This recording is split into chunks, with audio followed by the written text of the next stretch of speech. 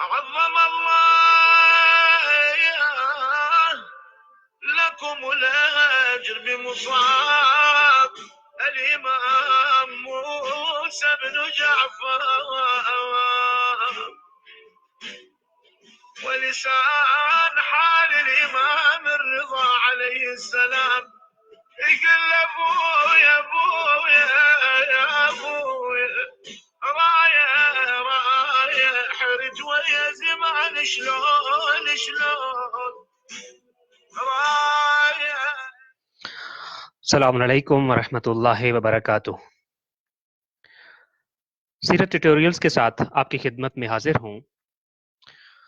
آج کے دن انشاءاللہ تعالی ہم امام موسیٰ کاظم علیہ الصلوۃ والسلام کی زندگی کے ایک مخصوص گوشے کے حوالے سے بات کرنے کی کوشش کریں گے۔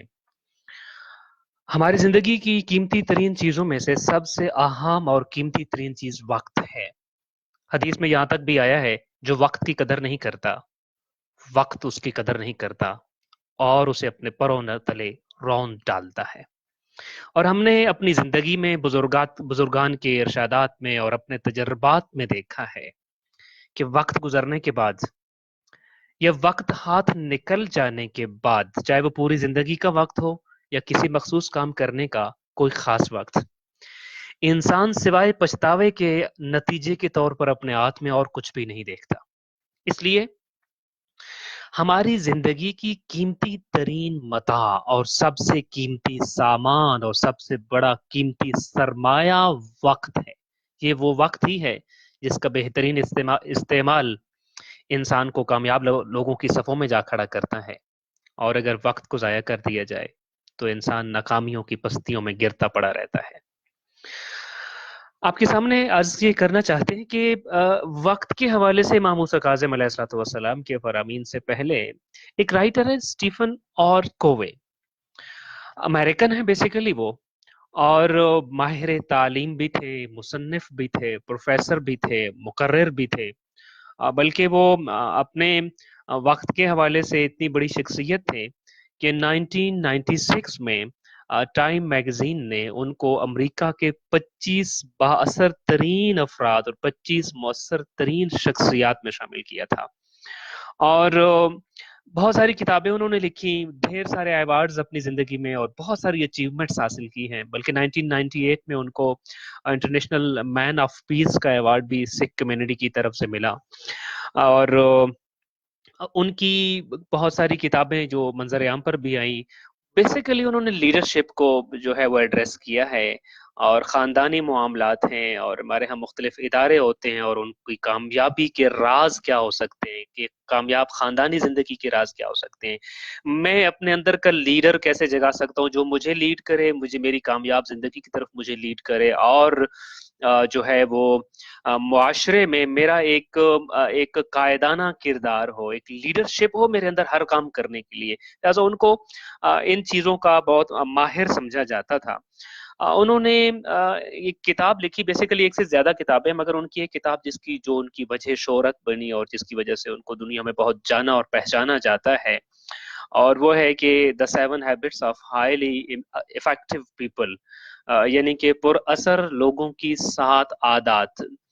یہ کتاب اردو میں بھی موجود ہے، بلکہ بیسیکلی تو یہ کتاب مور دین 32 لینگویجز میں ٹرانسلیٹ ہوئی ہے، اور مور دین 75 کنٹریز میں اس کے ایڈیشنز اویلیبل ہیں، بلکہ میں دیکھ رہا تھا کہ 2017 تک جو ہے اس کتاب کی 1,20,00,000 سے زیادہ کاپیاں جو ہیں وہ چھپی ہیں اور دنیا میں فروخت بھی ہوئی ہیں۔ ان کی کتاب جو ہے یہ پراثر لوگوں کی 7 عادات یا The 7 Habits of Highly Effective People، ان کی اس کتاب کو 20ویں صدی کی 2 اہم ترین کتابوں میں بھی شمار کیا جاتا ہے۔ بیسیکلی انہوں نے اس کتاب میں، ایک ڈاکٹر تھے اور پروفیسر تھے، اس کتاب میں انہوں نے اپنی زندگی کے اندر ان 7 عادتوں کی طرف ہمیں گائیڈ کیا ہے کہ جن 7 عادتوں پہ ہم اگر عبور پا لیں اور ان 7 عادتوں کو اپنی ڈیلی لائف میں اپنا لیں اور اپنی زندگی میں اگر ان کو ہم جو ہے وہ if we put them into practice، تو ہم بہت کامیاب زندگی گزار سکتے ہیں، ویل بیلنسڈ لائف گزار سکتے ہیں۔ اور بہت اچھے اور کامیاب انسان ثابت ہو سکتے ہیں۔ ان 7 عادتوں پہ مجھے بات نہیں کرنی، بیسیکلی میں ان میں سے 7ویں جو عادت انہوں نے کہی ہے، اور جو 7th ہیبٹ، اگرچہ انہوں نے بعد میں ایک اور کتاب بھی لکھی جس کو انہوں نے 8ویں عادت کے نام سے یا 8th ہیبٹ کے نام سے جو پبلش ہوئی ہے، لیکن 7ویں عادت اور جو 7ویں ہیبٹ اور 7واں کام جو کرنے کا جس کے بارے میں انہوں نے کہا ہے، اس سے پہلے وہ ایک واقعہ بیان کرتے ہیں۔ وہ کہتے ہیں کہ اب فرض کیجئے کہ آپ جنگل میں جا رہے ہیں، اور جنگل میں جاتے ہوئے آپ دیکھتے ہیں کہ ایک شخص ایک درخت کاٹ رہا ہے، اور ایک بہت بڑے تنے والا درخت کاٹ رہا ہے، اور وہ بہت ہانپ رہا ہے، بہت تھکا ہوا ہے۔ کہتے ہیں میں اس شخص کے پاس گیا اور میں نے اسے پوچھا کہ تم بہت تھکے ہوئے لگ رہے ہو، تو ہی سیڈ کہ میں پچھلے 5 گھنٹے سے لگاتار درخت کاٹ رہا ہوں، ان 5 گھنٹوں میں نے ذرا سا بھی ریسٹ نہیں کیا اور لگاتار اس کو کاٹ رہا ہوں۔ وہ کہتے ہیں میں نے اسے کہا کہ درخت اگرچہ تنا بڑا ہے مگر اتنا بڑا نہیں کہ اس کو 5 گھنٹے لینے چاہیے تھے، یہ کام تو 1 گھنٹے کا تھا، 1 گھنٹے میں ہو جانا چاہیے تھا، اور جو ہے یہ اتنا ٹائم کیوں لگ گیا؟ کہتے ہیں اس بیچ میں اس کی آری لے کے اپنے ہاتھ میں رکھتا ہوں تو مجھے کہتا ہوں بیسیکلی تمہیں اپنی آری تیز کرنے کی ضرورت ہے، اور وہ اس عادت کا نام بھی یہی رکھتے ہیں کہ اپنی آری تیز کرو، sharpen your x, sharpen your سا بلیڈ۔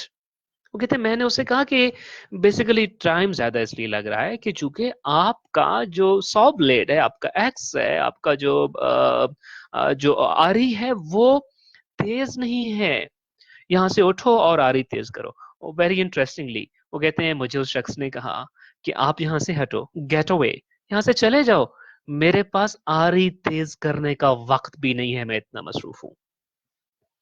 ہم اپنی زندگی میں بہت ساری دفعہ ایسا ہوتا ہے کہ اس سچویشن سے گزر رہے ہوتے ہیں، بیسیکلی ہمیں آری تیز کرنے کی ضرورت ہوتی ہے مگر ہم آری تیز نہیں کرنا چاہ رہے ہوتے۔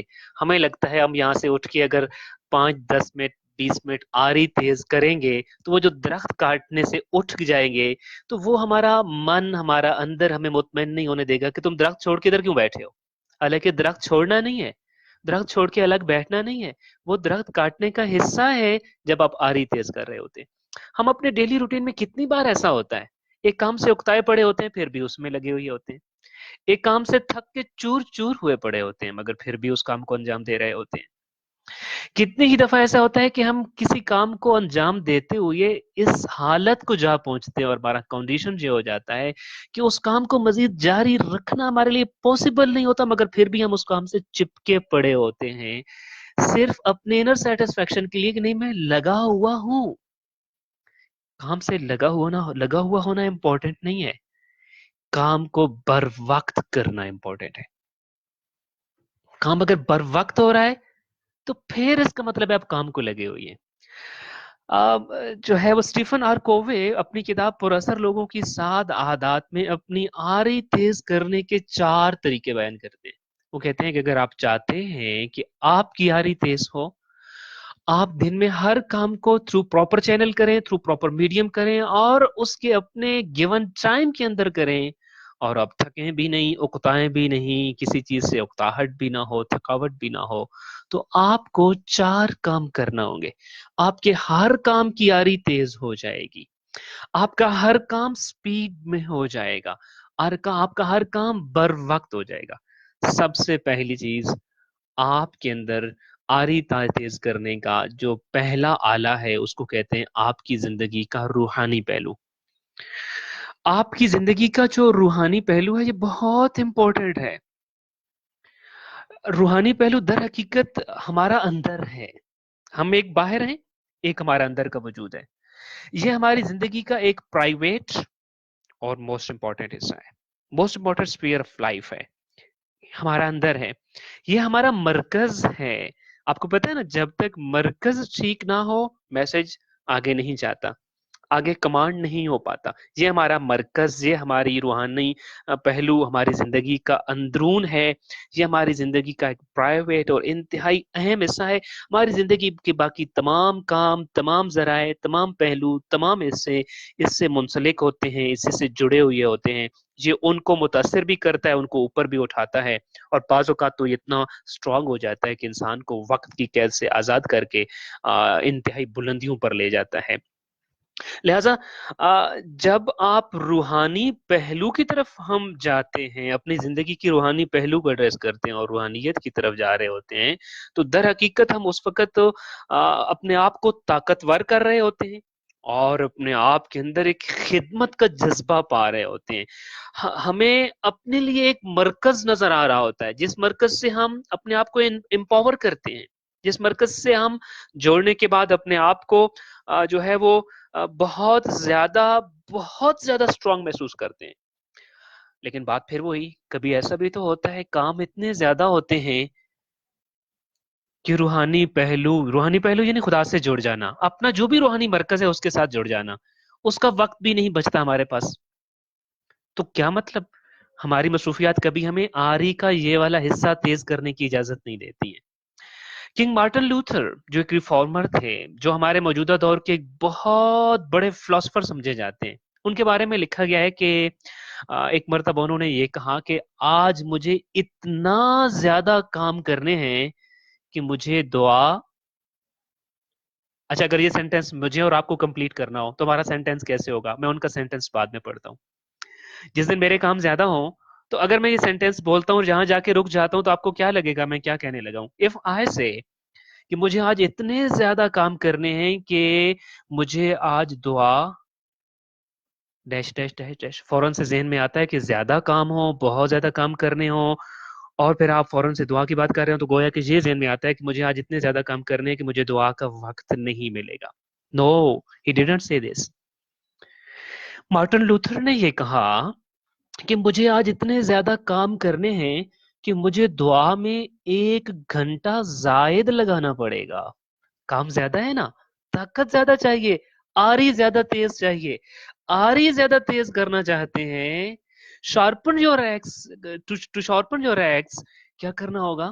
زیادہ تیز کریں گے تو اس کے لیے آپ کو روحانی پہلو کو مضبوط کرنا ہوگا. سو وہ یہ کہتے تھے کہ اگر کام زیادہ ہیں تو طاقت زیادہ، روحانی پہلو زیادہ، یعنی مجھے اگر کام زیادہ کرنے ہیں تو مجھے دعا میں آج 1 گھنٹہ زیادہ لگانا پڑے گا، آج زیادہ دعائیں مانگنا پڑیں گی. اس لیے کہ دعا جو ہوتا ہے وہ صرف طبی فعل نہیں ہے کہ ہم یہ مصلی پہ بیٹھے ہوئے اور that is the thing which can be considered as دعا. نہیں، دعا بلکہ ایک طاقت کا ذریعہ ہے.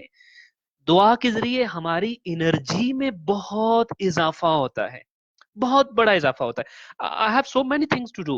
بیسیکلی دعا جو ہوتی ہے جو ہے وہ ایک بہت بڑے مذہبی رہنما گزرے ہیں، ڈیوڈ او میکے. ان کا ایک قول تھا کہ زندگی کی عظیم ترین جنگیں روزانہ روح کے خاموش تہہ خانوں میں لڑی جاتی ہیں.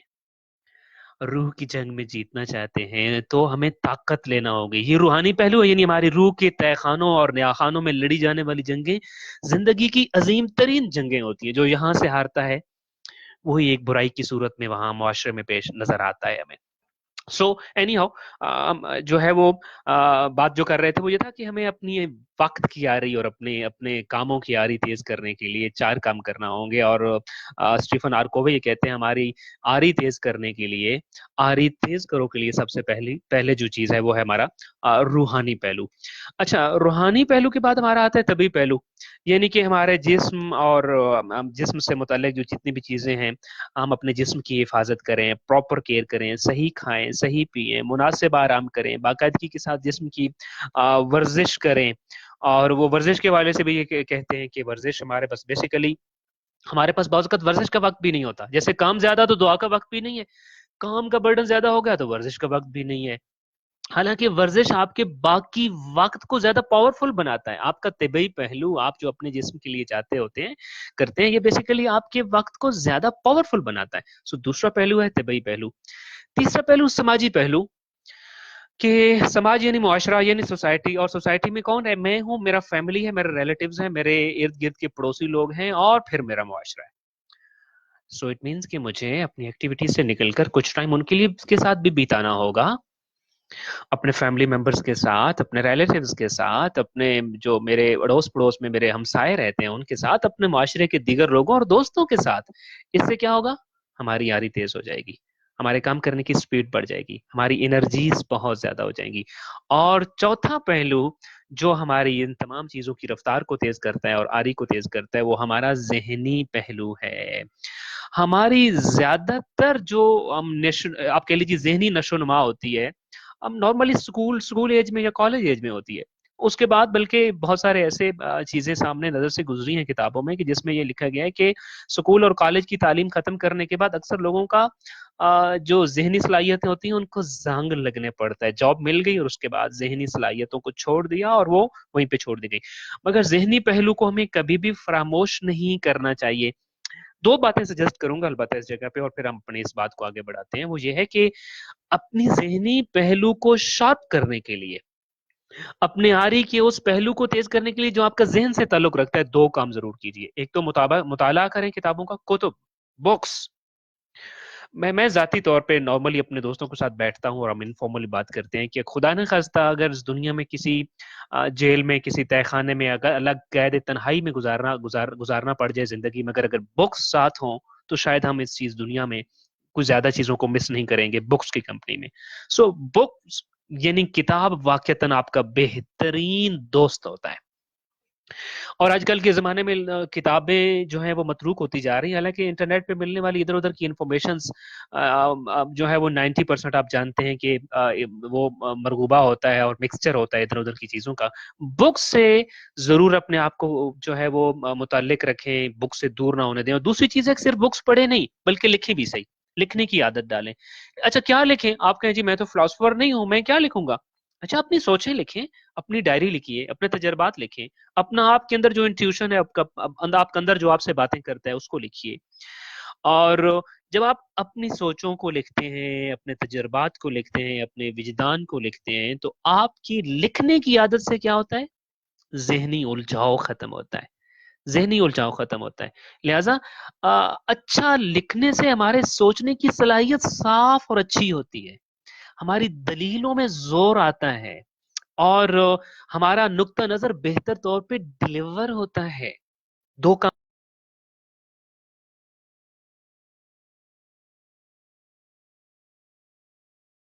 جو ہے اسٹیفن آر کووے نے یہ بات کی ہے کہ اگر آپ اپنی آری تیز کرنا چاہتے ہیں، اور یہ کہتے ہیں کہ میری کتاب کا یہ 7ویں عادت ہے، مگر جب تک آپ اس 7ویں عادت کو نہیں اپنائیں گے پچھلی 6 عادتیں اس وقت تک آپ کو کوئی زیادہ فائدہ نہیں دے سکیں گے. یہ سب سے امپورٹنٹ بات ہے کہ اپنی آری تیز کرتے رہیے تاکہ آپ اپنی زندگی کے بہترین ٹارگٹس کو بہترین وقت میں مکمل کر سکیں. اسٹیفن آر کووے نے کوئی نئی بات نہیں کی ہے، یہ بات اس سے پہلے بہت پہلے دریافت ہو چکی تھی. ہاں اس بات کو ایک نئے انداز سے، ایک آری کی پلیٹ کے ذریعے انہوں نے لوگوں کے سامنے ضرور پیش کیا ہے. میرے اور آپ کے 7ویں امام موسیٰ کاظم علیہ الصلوۃ والسلام آج سے تقریباً 1300 سال پہلے یہ جملہ ارشاد فرما کر گئے تھے کہ اجتہدوا فی ان یکون زمانکم 4 ساعات.